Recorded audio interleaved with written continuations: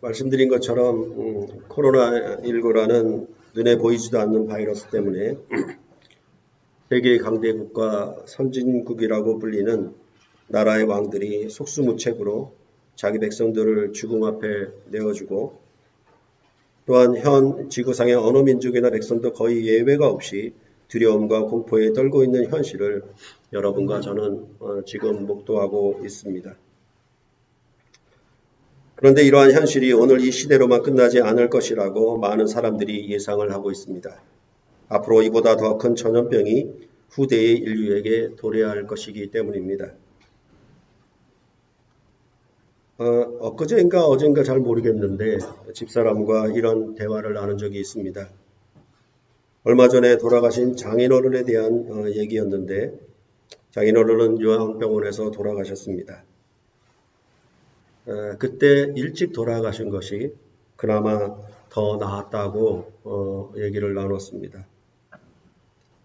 코로나19가 발생한 요즘에 만약 요양병원에 계셨다면 장인어른은 폐암이셨기 때문에 거의 장례도 못 치르고 아마 쓸쓸한 작별을 고하고 말았을 것입니다. 이렇게 역사적으로 과학과 문명이 발달을 하고 경제적인 성장을 이루어 부강함을 자랑한다 하더라도 여러분과 저는 이번 일로 인하여 강대국과 선진국들의 그 어두운 면을 속속들이 보게 되었고, 그런 부강함이 정말 보잘것이 없다라는 생각을 거듭 하게 되었습니다. 이러한 현실을 보면서 여러분과 제가 섬기고 있는 이 기독교가, 그리스도교가 과연 무슨 대안이 있는 것인가, 그런 점에 대해서 다시 한번 생각을 해보는 것이 좋겠습니다. 어느 나라와 어느 왕이 이런 사태에 대하여 해결할 수가 있겠습니까? 또한 여러분이 믿고 있는 기독교는 도대체 이런 현실과 또 앞으로 닥칠 미래 앞에 어떤 대안이 있는 것인가, 그런 점에 대해서 생각해 보았으면 합니다. 오늘도 여러분들은 이러한 어려운 현실 속에서 원거리를 막론하고 한자리에 모여서 하나님을 예배하는 이곳에 함께 했는데, 과연 이것이 우리에게 어떤 의미가 있는지 더더욱 생각해 보았으면 하는 것입니다.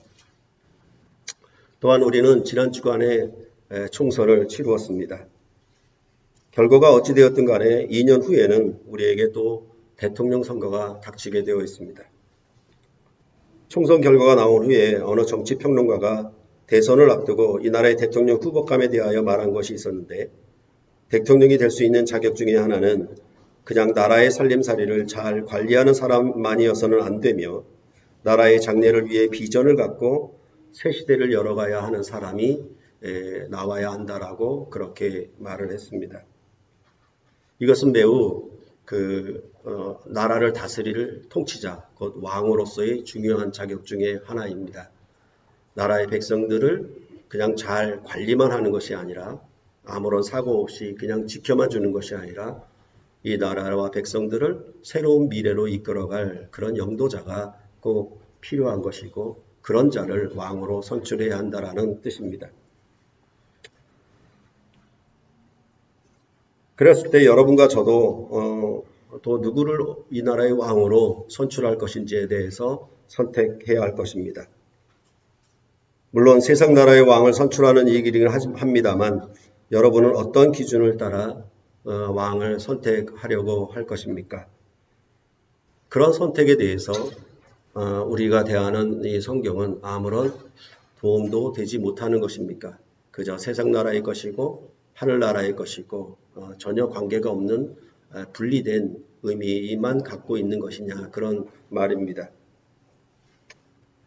이렇게 제가 오늘 설교하면서 평소에 잘 언급하지 않는 세상의 문제, 정치적 문제를 서두에 언급하는 이유는 여러분과 제가 좀 더 지혜 있는 백성이 되기를 원하기 때문입니다. 그리고 이 성경 말씀이 여러분에게 어떠한 선택이 있어서라도 지혜와 생명이 되기를 바라기 때문입니다. 이 점에 있어서 요한복음은 분명 여러분과 저에게 도움을 줄 것입니다. 늘 말씀드렸던 바와 같이 요한복음은 성례전적인 복음이다. 즉 쉽게 말해서 예배복음이다. 이렇게 생각하시면 좋겠습니다.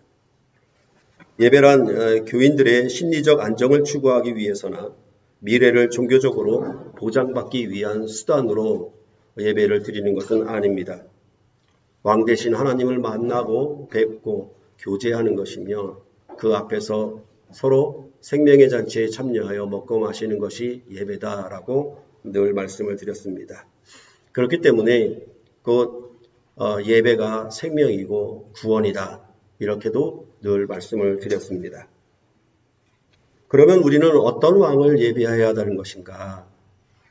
영과 진리로 예배한다. 이렇게 요한복음 4장에서 말을 했는데 이 영과 진리로 예배하는 대상인 왕은 도대체 어떠한 왕이시기에 영과 진리로 예배하는 것인가에 대하여 이제 요한복음 5장 이하에 계속 말씀하고 있다라고 했습니다.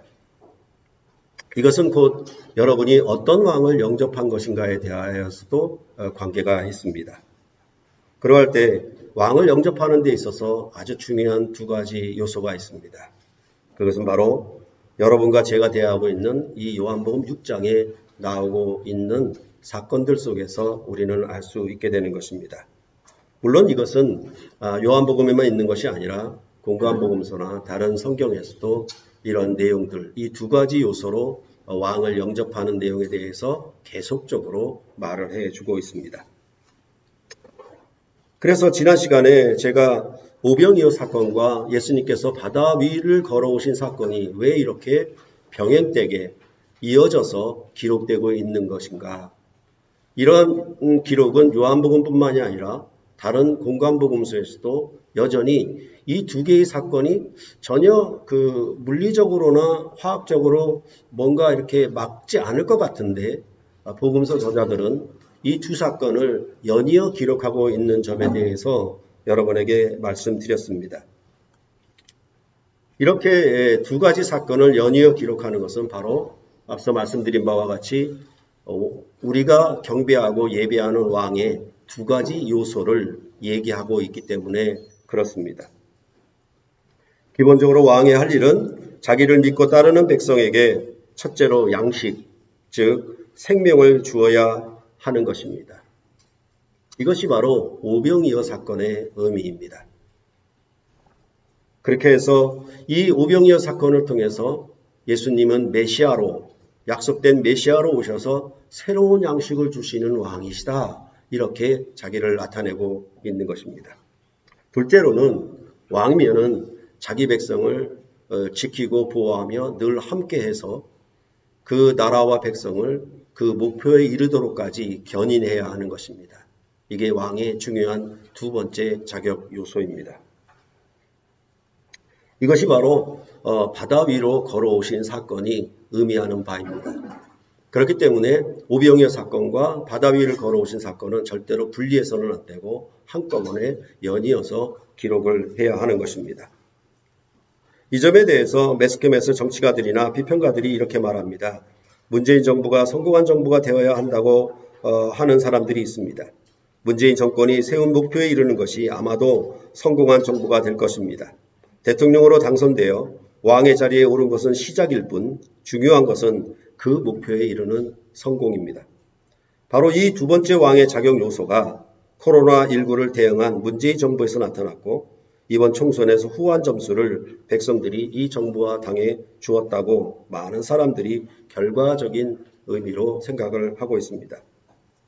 이것은 마치 큰 바람과 물결이 일어나 바다에 배를 타고 있었던 제자들을 찾아오셔서 바다 위를 걷는 승리로 함께하사 속히 가려던 땅에 이르게 한 것. 이것이 바로 이런 의미와 연결되는 것입니다. 아직 코로나19가 다 끝난 것은 아니지만은 현재까지 이런 점에 있어서는 잘 대처했다. 아픔도 있고 어려움도 있었지만은 대체적으로 승리하고 있다라고 생각을 하고 있는 것입니다.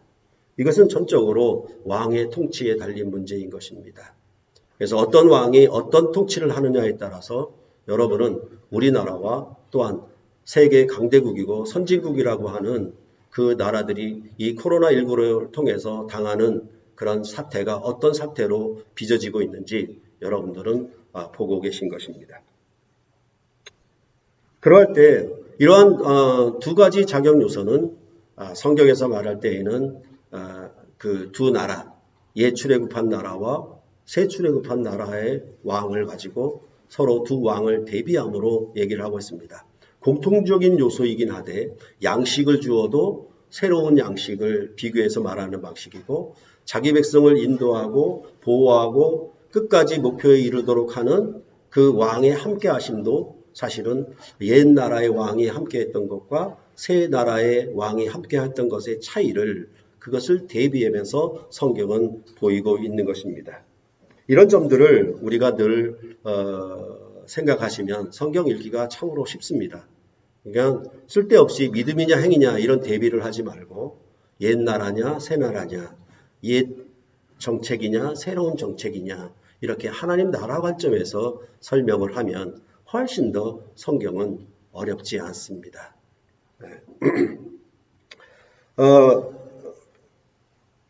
그래서 이런 왕을 영접하는 문제에 대해서 구약의 옛 출애굽한 나라는 애굽에서 인도한 애굽에서 구원하신 왕을 이스라엘 백성은 영접했다라고 말할 수 있겠습니다.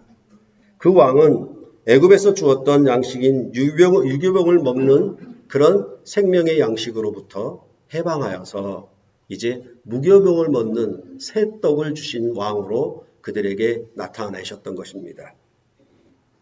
이것이 바로 오병이어 사건에 관한 얘기라고 할 수가 있겠고 이제 이스라엘 백성이 애굽에서 나왔을 때 뒤따라오던 애굽의 군대를 홍해 바다에서 장사 지낸 이 사건은 마치 이 애굽에서 이끌어낸 이스라엘 백성, 자기 백성을 끝까지 인도하고 보호하셔서 그 백성을 가나안 땅의 목적지에 이르도록 하는 그런 영광의 구원의 일들을 그 사건 속에서 나타내고 있는 것입니다.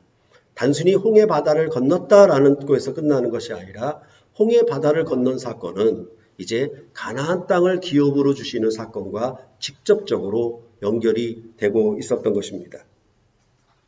그래서 바다 위를 걸어오시고 배에 타고 이 제자들이 예수님을 영접하자 가려던 땅에 속히 이르게 되었다라고 하는 이 표현들이 바로 애굽의 군대를 홍해에서 몰살시킨 여호와 하나님이 자기 백성을 인도하고 보호하고 지키사 그 목표에 이르게 한 그런 사건의 의미를 담고 있는 것입니다. 그러니까 6월절에 새로운 떡을 먹음으로 나와서 애굽의 군대를 바다에서 장사 지낸 이 두의 사건은 역사적인 순서는 있겠지만 시간적인 순서는 있겠지만은 이 사건의 의미 속에서 여호와는 자기가 어떤 왕이신지 알게 하도록 그렇게 자기를 나타내셨다라고 출애굽기는 말하고 있는 것입니다. 여러분이 아시는 것처럼 이러한 출애굽한 이스라엘 나라는 광야에서 모세가 주었던 만나를 통해 그 떡이 어떤 생명을 주는 것인지 알게 하였던 것입니다. 하루가 지나면 썩고 냄새가 나는 하루 양식에 불과했다라고 말하고 있습니다. 그렇다면 그 만나는 영원한 양식이 될 수가 없고 그냥 하루 먹고 하루 사는 생명에 불과했다라고 얘기하는 것이 될 것입니다. 그렇기 때문에 이스라엘 백성은 광야에서 하늘에서 내린 만나를 먹었어도 이스라엘 백성의 생명은 영원한 생명을 얻지 못했다라고 성경은 말하고 있는 것입니다. 이렇게 애굽에서 구속함을 입어 가나안 땅에 이르게 한 이스라엘 나라가 먹고 마심으로 누렸던 그 생명은 사실 이스라엘뿐만 아니라 이 땅의 모든 족속, 오고 오는 모든 나라 백성들이 바라는 것이고 그 안에 생명으로 사는 그런 것이었을 것입니다. 여러분과 저도 예수를 왕으로 영접하여 믿지 아니했더라면 이러한 생명을 바라고 사는 것이 전부였을 것입니다. 항상 이런 생명을 주는 왕을 여러분과 저는 대통령 선거에서 바라고 선택을 하였을 것입니다. 이번 총선에서 보듯이 어떤 당을 선택하고 어떤 국회의원을 선택하느냐 또한 이제 앞으로 2년 후에 어떤 대통령을 선택하는 것인가에 대한 문제는 백성들이 무엇을 바라고 원하는가에 달려 있는 것입니다. 그래서 예를 들자면 이번 총선에서 보셨듯이 탈북한 지 4년밖에 되지 아니하는 사람이 강남에서 국회의원으로 선출되었습니다. 그런 것을 보면 강남에 사는 사람들이 무엇을 원하였는지 그것을 알게 하는 것입니다. 바로 그 사람을 선택했다라고 하는 것은 그 사람의 인물을 보기보다는 그 당과 거기에 속한 사람들이 원하는 것과 자기들이 맞아 떨어졌기 때문에 그렇게 선택한 것이라고 할 수 있겠습니다. 그렇기 때문에 이제 오병이어 사건을 통해서 오늘 본문을 말하는 것처럼 너희가 나를 찾는 까닭은 떡을 먹고 배부른 까닭이다. 성령 양식을 위하여 일하지 말고 영생하도록 있는 양식을 위하여 하라. 이런 말씀들의 대비를 여러분들은 이런 나라의 일들을 통해서 더 확연히 잘 알 수가 있을 것입니다. 그럴 때의 성경은 구속 역사에서 나타내기를 이렇게 처음 출애굽한 이스라엘 나라는 하나님 앞에 범죄해서 망했다라고 말을 하고 있습니다. 그리고 그 망하는 순간에 이제 메시아가 오셔서 새 출애굽을 통한 새로운 나라가 일어날 것임을 예언하였던 것입니다. 이러한 성경의 구속 역사를 바탕으로 이전에 이스라엘 백성에 주었던 가나안 땅의 생명이 아닌 새로운 생명을 주는 나라가 일어날 것을 선지자들은 예언하였고 바로 그 예언을 따라 메시아가 그 약속을 성취하시기 위해 이 땅에 오셔서 바로 오병이어와 바다 위를 걸으신 사건을 통해서 자기를 나타내셨다라고 그렇게 요한복음은 말씀을 하고 있는 것입니다. 그래서 이런 그 왕을 영접해야 하는 두 가지 요소에 대해서 우리가 앞서 말씀드린 바와 같이 이것은 오병이어와 바다 위를 걸어오신 사건으로 나타냈다라고 하였던 것입니다. 이것에 대해서 바로 요한복음 6장은 1절부터 22절 1절까지 이 두 가지 표적 사건을 기술을 하였고 이제 오늘 본문인 22절 이하부터 71절까지는 이것에 대해서 풀어 설명하는 방식을 취하고 있습니다. 오병이어의 현장으로부터 배를 타고 가버나움으로 건너간 일까지를 21절까지 말하고 그 다음은 가버나움의 회당에서 말씀하신 내용을 얘기하고 있습니다. 그것이 바로 59절까지입니다. 22절부터 59절까지 얘기를 할 때 그들이 배를 타고 가버나움에 이르렀는데 그 가버나움에 이르는 것은 그 다음 얘기는 이제 가버나움 회당에서 예수님이 가르치신 말씀이다. 이렇게 얘기함으로 끝내고 있는 것입니다. 그래서 59절을 보면은 이 말씀은 예수께서 가버나움 회당에서 가르치실 때에 하셨느니라 이렇게 일단락 짓고 있는 것입니다. 그런 후에 6장 60절로부터 71절까지는 이 말씀에 대해서 거절한 자들과 받아들인 자들, 즉 예수를 믿고 영접한 자들과 거절한 자들이 누구인지 왜 그러한 거절과 영접이 일어나게 되었는지를 말해주고 있는 것입니다. 그리하여서 결국 요한복음 20장 30절과 31절이 말했던 요한복음의 기록 목적과 연결되어 있다는 점을 우리로 알게 하는 것입니다. 예수를 믿고 생명을 얻게 하려 함이라 이런 점에 있어서 오늘 본문은 역시 그 기록 목적과 연계가 되어 있습니다. 그러했을 때 그러면 가버나움 회당에서 하신 말씀은 무엇이었는가? 그러니까 예수님이 말씀하신 것에 대해서 받아들였느냐 받아들이지 않느냐, 받아들인 자는 누구고 받지 않은 자는 누구인가? 이런 점에 대해서 이제 60절 이하의 말씀을 했고 그러면 이런 말씀의 내용은 도대체 무엇이었는가? 그것을 우리가 생각해 본다면 다시 두 부분으로 나눌 수 있는데 22절로부터 40절 그리고 41절로부터 59절로 나눌 수가 있습니다.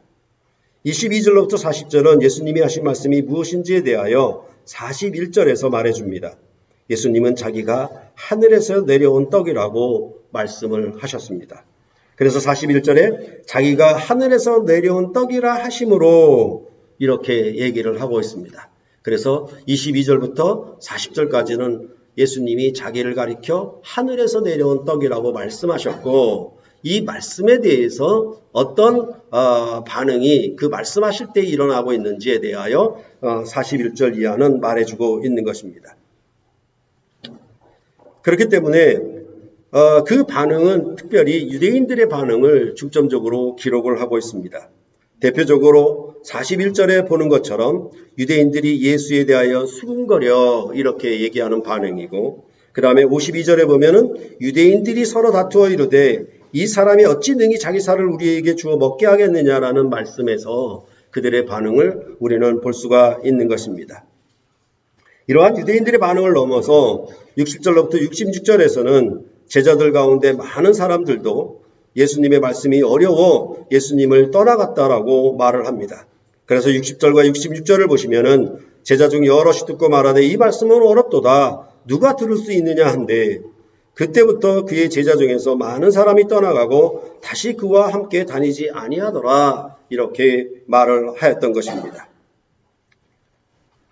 먼저 큰 무리가 예수님이 병자들에게 행하시는 표적을 보고 이 무리들이 예수님을 따라왔습니다. 그들은 오병이어 표적을 통해서 배불리 먹었습니다. 그렇게 예수님이 행하시는 표적을 보고도 그들은 결국 예수님을 영접하지 못하고 그의 말씀을 듣지 아니하고 다 떠나가고 말았으며, 오직 제자들 중 12만이 예수님께 남아있게 되었다 이렇게 말하는 것이 바로 67절로부터 71절에 기록되고 있는 것입니다. 즉, 이 오병이어 사건을 경험하, 또 앞에서 병을 고친 것, 베데스다 연못가에 38년 된 병자를 고치신 이런 일을 다 목격한 자들, 경험한 자들이 결국은 어떻게 되었는가? 유대인들은 영접하지도 않았을 뿐만 아니라 예수님의 제자들이라고 하는 많은 사람들도 이 말씀은 어렵도다라고 하면서 떠나갔고, 남은 것은 결국 12밖에 남지 않았다라고 이렇게 오늘 본문에서는 말하고 있는 것입니다. 이처럼 요한복음 6장의 전체적인 내용을 통해서 우리는 어떤 왕, 즉 어떤 생명을 주시는 왕께 경배하고 예배하고 있는지를 분명히 알아야 할 것입니다. 참으로 안타까운 점은 현재 많은 성도들이 자기들이 경배하는 왕이 어떤 왕인지에 대하여 바르게 알고 있지 못하고 있다는 점입니다. 그래서 제가 연속적으로 2주일에 걸쳐서 빌립보서 3장 17절로부터 21절을 계속 마지막 결론의 말씀으로 거론한 그런 이유가 바로 여기에 있는 것입니다. 이렇게 바로 알지 못하는 자들이 십자가의 원수로 행하는 자들이며 기독교를 망치는 주범임을 직시하고 바울은 눈물을 흘리면서 말했다라고 하는 것입니다. 자기 육신의 배부름을 신으로 삼고 땅의 일을 생각하는 자들입니다.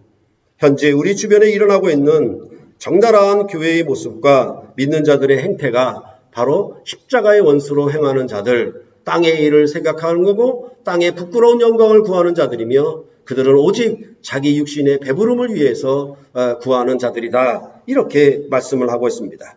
그것에 대해서 사도 바울은 그들의 마침, 그들의 결과는 분명 멸망일 것이다 이렇게 말을 하였던 것입니다. 그래서 예수님이 주시는 마지막 부활에 그들은 전혀 참여할 수 없게 될 것이라고 바울은 빌립보서에서 선언을 하고 있었던 것입니다.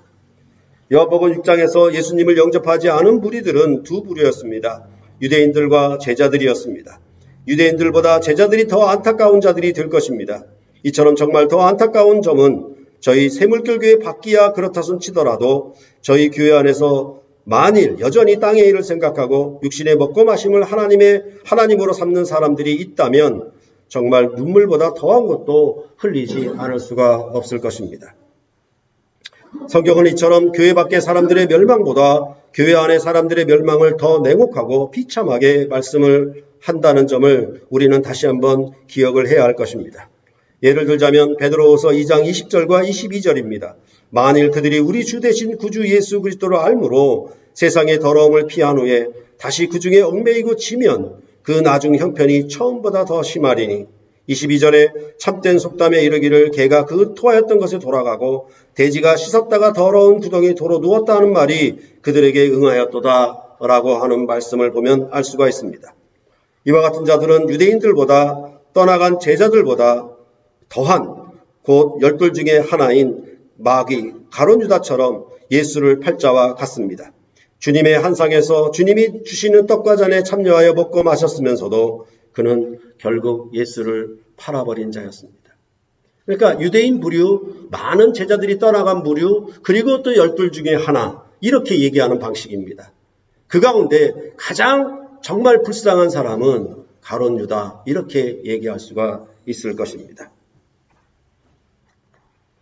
예수님을 영접하고 그 말씀을 따라 거룩한 행실과 경건함으로 하나님의 날이 임하기를 바라보고 간절히 사모하여 사는 것이 아니라 도리어 호색함으로 진리의 도가 비방을 받게 하는 자들이 생겨나는 것입니다. 술에 대해서 진리 안에서 자유함을 보이고 가르쳤더니 그리스도인들이 모이기만 하면 술입니다. 성경은 들어도 어렵고 매번 어찌 들을 수가 있는가 불평하고 원망합니다. 사실은 성경이 어려운 것이 아니라 자기 원하는 욕구에 맞지 않기 때문에 어렵다라고 그렇게 불평을 하는 것입니다. 이렇게 성경은 어렵다라고 하면서도 세상 돌아가는 정치나 경제나 자기 밥벌이에 대해서는 그렇게 어려운 경제 원칙이나 그러한 세상 지식에 대해서 아주 잘 알고 능숙하게 아주 크게 대변하는 것을 우리는 볼 수가 있는 것입니다. 하나님의 말씀은 한마디도 못하고 신앙생활을 한 지 수십 년이 지나도 그저 초보 지식에 머물 뿐입니다. 그가 무엇을 바라고 사는 것인지 분명 눈여겨보고 알라라고 빌립보서에서 바울이 말했던 것처럼 우리는 분별을 해야 하는 것입니다. 여기서 한 걸음 더 나아가 우리가 오늘 본문을 통해서 생각해 보아야 할 것은 바로 이런 자들에게 경고하거나 책망하지 않고 바울처럼 눈물을 흘리며 말하지도 않고 그저 무한한 용서를 발휘하는 천사처럼 그들을 도리어 돕는 자들이 있다는 점입니다. 그러한 자들에 대하여 눈물을 흘리기보다는 도리어 따뜻한 미소를 지으며 그래도 괜찮다는 듯이 용납하는 자들이 있다는 점입니다. 정확하게 보면 서로 한 통속이라고 할 수 있을 것입니다. 그들의 마침은 멸망이요라는 말씀을 우리는 다시 한번 심각하게 새겼으면 하는 것입니다. 그럴 때 이렇게 이제 영접하는 자들과 영접하지 않는 자들에 대한 그 얘기를 할 때 이 영접하지 않는 자들에 대하여 유대인들 또 많은 제자들 그리고 가룟 유다 이렇게 말을 했고 그러면 영접한 자들 이 나머지 12은 도대체 어떤 자들이냐 이런 사람은 특별한 존재인가 이 점에 대해서 요한복음은 계속해서 얘기를 하고 있다라는 것입니다. 그래서 떠나가지 않은 12의 제자들을 가리켜서 예수님은 뭐라고 얘기하느냐면 이들이 특별한 자인가? 이들은 수근거리지도 않고 말씀이 어렵다고 하지도 않고 어찌 자기 살을 우리에게 주어 먹게 하겠는가? 그렇게 다투지도 아니한 이 사람들은 정말 괜찮은 착한 사람들이기 때문에 그런 것인가? 그 점에 대해서 요한복음은 이렇게 말씀을 하는 것입니다. 요한복음 6장에서 말하는 것은 내게 오는 자입니다. 내게 오는 자라고 하는 같은 개념은 영접하는 자입니다. 이처럼 영접하는 자, 곧 그 이름을 믿는 자들, 예수님께로 오는 자들은 특별한 존재들인가? 그 점에 대해서 요한복음은 이렇게 말을 하는 것입니다. 예수님을 떠나가지 않은 12명의 남은 제자들을 가리켜 이렇게 말했습니다. 70절에 말하는 것 같이 내가 너희 12를 택하지 아니하였느냐 이렇게 말씀을 하고 있는 것입니다. 이러한 택함에 대해서 요한복음 6장은 같은 개념으로 반복해서 계속 얘기를 하고 있습니다. 그래서 예를 들자면 아버지께서 내게 주시는 자는 다 내게로 올 것이요 내게 오는 자는 결코 내쫓지 아니하리라. 나를 보내신 이의 뜻은 내게 주신 자 중에 내가 하나도 잃어버리지 아니하고 마지막 날에 다시 살리는 이것이니라. 나를 보내신 아버지께서 이끌지 아니하면 아무도 내게 올 수 없으니 오는 그를 내가 마지막 날에 다시 살리리라. 또한 이르시되 그러므로 전에 너희에게 말하기를 내 아버지께서 오게 하여 주지 아니하시면 누구든지 내게 올 수 없다 하였노라 하시니라. 이렇게 계속 같은 의미를 반복해 주고 있는 것입니다. 말씀드린 것처럼 요한복음은 특히 믿는 자와 믿지 아니하는 자, 자기 사람들과 자기 사람들이 아닌 사람들을 구별하고 있습니다. 물론 성경은 만민 구원, 모든 사람의 구원을 전혀 말하고 있지는 않습니다. 택한 자기 백성들의 구원말을 말하고 있는 것입니다. 그 구원을 이런 방식으로 말하는 것입니다. 하나님 아버지의 뜻이다. 그 하나님 아버지의 뜻이 무엇이냐라고 얘기할 때 39절에서 보는 것처럼 내게 주신 자 중에 내가 하나도 잃어버리지 아니하고 마지막 날에 다시 살리는 이것이니라 이렇게 말씀하고 있는 것입니다. 그러니까 이 22절 이하의 내용도 뭐냐면 나는 하늘에서 내려온 떡이다라고 하는 얘기는 오병이어 사건과 연결된 얘기고 그 다음에 내가 아버지의 참뜻, 아버지의 뜻은 내가 하나도 잃어버리지 아니하고 마지막 다시 살리는 그 목표에 이르도록 할 것이다 라고 얘기하는 부분은 바다 위로 걸어오신 사건을 얘기하는 것입니다.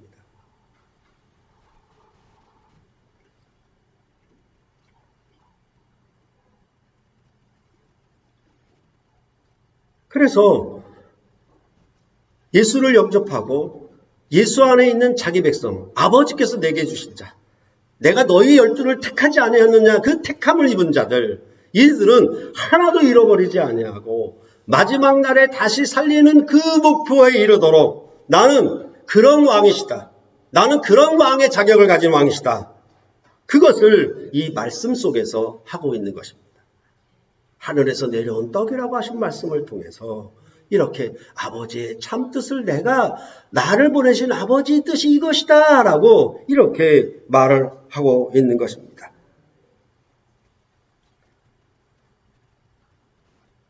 그럴 때 왕이라고 하면은 백성들을 어떤 부류로 자기를 따르는 사람, 자기를 따르지 않는 사람 나눌 수도 있겠지만은 궁극적으로 그 나라의 대통령이면은 하나도 잃어버리지 않아요. 100마리의 양 중에서 99마리의 양을 남겨두고서라도 잃어버리는 한 마리의 양을 찾아 나서는 것이 아버지의 마음이라고 했던 것처럼 왕은 이러한 자격을 가져야 하는 것입니다. 이런 것은 하나님을 아버지라고 하는 것처럼 부모의 속성과 같아요. 부모는 한 자식을 낳았던 10자식을 낳았던 한 명도 잃어버리지 아니하려고 합니다.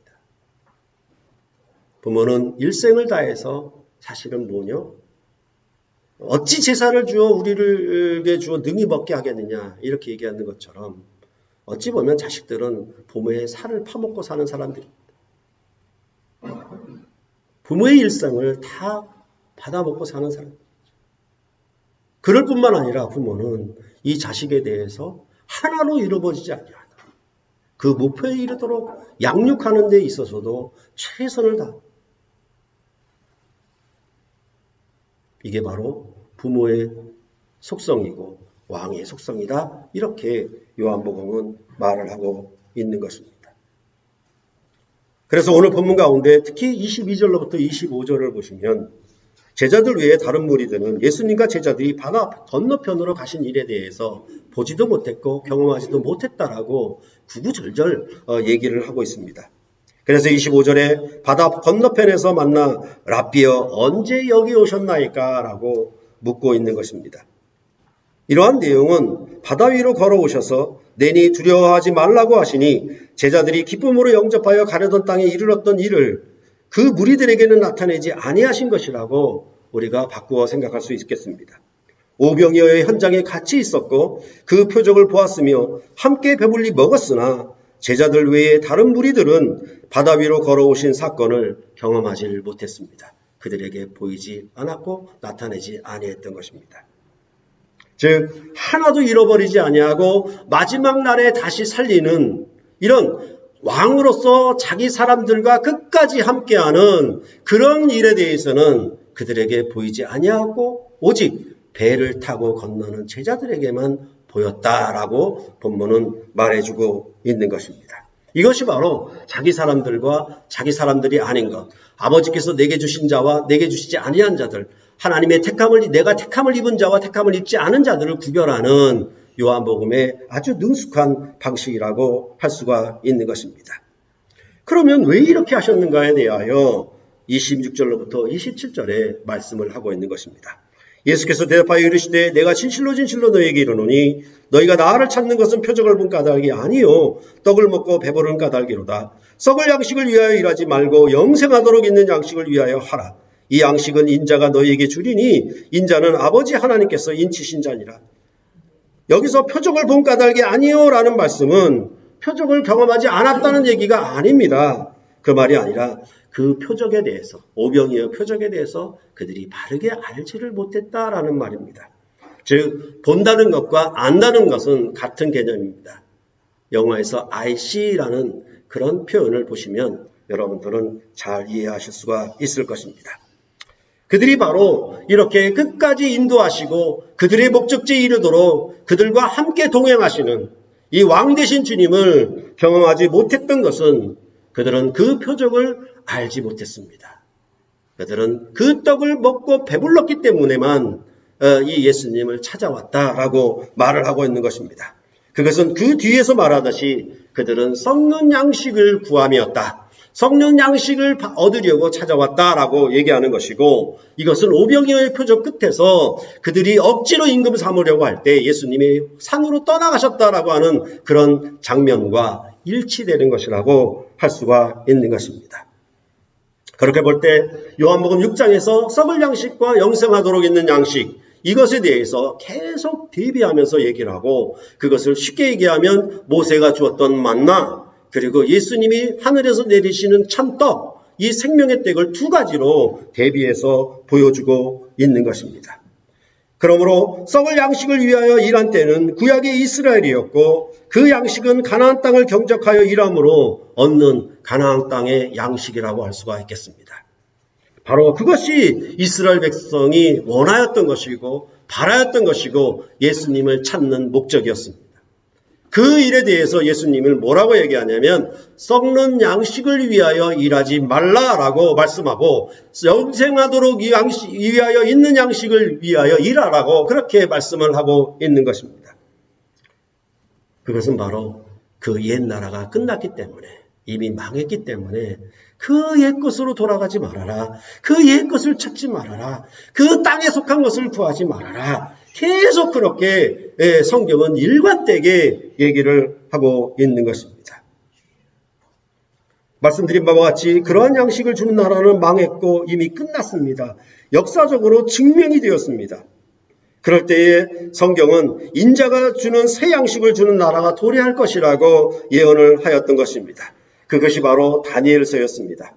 바로 그 인자가 예수님이시며 하나님 아버지께서 보내신 자라고 하나님의 아버지의 인치신 자라고 오늘 본문은 말해주고 있는 것입니다. 그래서 다니엘서 7장 13절과 14절에 내가 또 밤 환상 중에 보니 인자 같은 이가 하늘 구름을 타고 와서 옛적부터 항상 계신 이에게 나아가 그 앞으로 인도되매 그에게 권세와 영광과 나라를 주고 모든 백성과 나라들과 다른 언어를 말하는 모든 자들이 그를 섬기게 하였으니 그의 권세는 소멸되지 아니하는 영원한 권세요 그의 나라는 멸망하지 아니할 것이다. 그들이 먹었던 양식은 하루에 불과한 양식이었고 또한 그들이 추구했던 나라는 이 땅에 속한 나라였고 그리고 영영한 나라는 아니었습니다. 그러나 그 나라가 망했어도 이제 메시아가 오시면 인자 같은 이가 하늘 구름을 타고 오시면은 이제 그가 세우는 나라는 영영한 나라, 영원한 나라로 세워질 것임을 그렇게 다니엘서는 예언을 하고 있는 것입니다. 바로 이것에 대해서 오늘 요한복음 저자는 인자가 인치신 자라 이렇게 표현을 하고 있는 것입니다. 그래서 다니엘서 7장 18절에 보면 지극히 높으신 이의 성도들이 나라를 얻으리니 그 누림이 영원하고 영원하고 영원하리라. 이것이 바로 영원한 생명의 떡을 주는 왕의 나라가 도래할 것이며 이 지극히 높은 성도들이라고 이들이 이 나라를 얻게 될 것이라고 그렇게 예언을 하였던 것입니다. 그 나라는 바로 세상의 큰 나라들로 상징되는 4개의 큰 짐승의 나라를 멸하고 인자가 오셔서 그 나라를 멸하시고 이제 새로운 하늘의 나라를 세우실 것임을 이제 다니엘서는 보여주었던 것입니다. 바로 이러한 일을 예수께서는 죽고 부활하심으로 다 이루셨다. 요한복음에서 말씀해주고 있는 것입니다. 죄와 사망으로 통치하는 썩어짐의 양식을 구하였던 나라들을 멸하고 이제 영원히 썩지 않는 양식을 구하는 새로운 생명의 나라를 일으키셨다라고 요한복음과 복음서들은 한결같이 증거해주고 있는 것입니다. 죽음에서 부활하신 하나님의 아들을 믿는 자들에게 그 나라의 영원한 생명을 주실 것이라고 말씀하는 것입니다. 그 생명이 무엇인지에 대하여 부활하신 주님이 제자들을 세 번째 찾아오셔서 그들로 하여금 고기를 잡게 하시고 베드로의 세 번의 사랑의 고백을 받으시며 내 양을 먹이라 라고 말씀하셨습니다.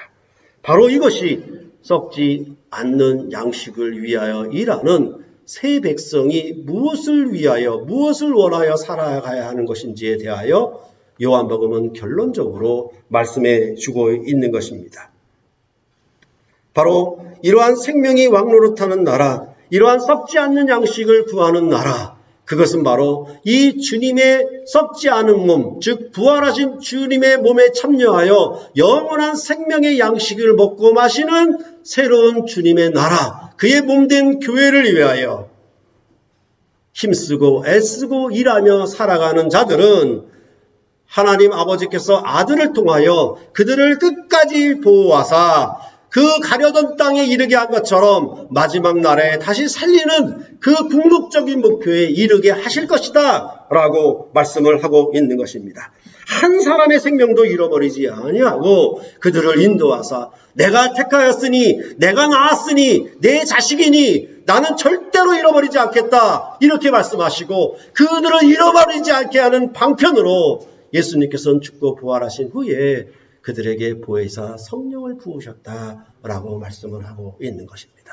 이 보혜사 성령의 인도함을 받는 이 성령 세례로 새로 거듭난 새 백성, 이 새로운 하나님의 자녀들은 한 명도 잃어버리지 아니하고 그 영광의 목표에 이르는 하나님의 택하신 새로운 백성들, 하나님 아버지께서 내게 주신 자들이라고 그렇게 오늘 요한복음 6장은 전체적으로 말을 하고 있는 것입니다. 바로 이것이 하나님께로부터 낳은 아들, 하나님의 자녀들이다. 이렇게 말씀을 요한복음은 하고 있는 것입니다. 이들이 가려고 하는 그 목적지까지, 그 땅에 이르도록, 즉 새하늘과 새 땅을 기업으로 받기까지 우리 주님은 보혜사 성령을 우리에게 부으셔서 성령의 인도함을 따라 그 목적지에 끝까지 이르도록 그 목적을 완수하도록 여러분과 함께 하시는 왕이시다. 우리를 썩음에 죽음에 코로나19를 인하여 사망에 버려두지 아니하고 우리를 영원한 생명의 나라에 이르도록 그분은 끝까지 여러분을 지키시고 인도하시는 선한 목자이시다. 그러므로 여러분들은 이 왕을 선한 목자로 받았으니 영접했으니 너희들도 내 양을 먹이라. 그래서 베드로는 주님을 뒤를 따르는 자로서 십자가를 거꾸로 지기까지 주님의 양을 먹이는 일에 그 마지막 인생을 헌신했다라고 이 요한복음은 말해주고 있는 것입니다. 그것은 베드로 사도만의 특별한 인생이라고 하는 것이 아니라 특별한 존재이기 때문에 그런 것이 아니라 베드로 사도로 대표되는 새로운 열둘 새 이스라엘 나라인 교회 여러분과 저들을 위하신 그런 생명의 말씀인 것입니다. 이러한 생명의 말씀이 여러분에게 늘 함께 하셔서 이렇게 여러분들이 주님을 찾고 예배함으로 함께하고 이 작은 교회를 섬김으로 타국에서도 함께 예배하려고 애쓰는 이런 모습들 속에서 우리는 주의 나라에 영원히 이르게 될 것입니다. 이러한 생명과 능력이 여러분과 함께 할 것입니다. 이러한 존귀한 구원이 여러분에게 능력이 되고 새 생명이 되시기를 간절히 바랍니다. 기도하시겠습니다.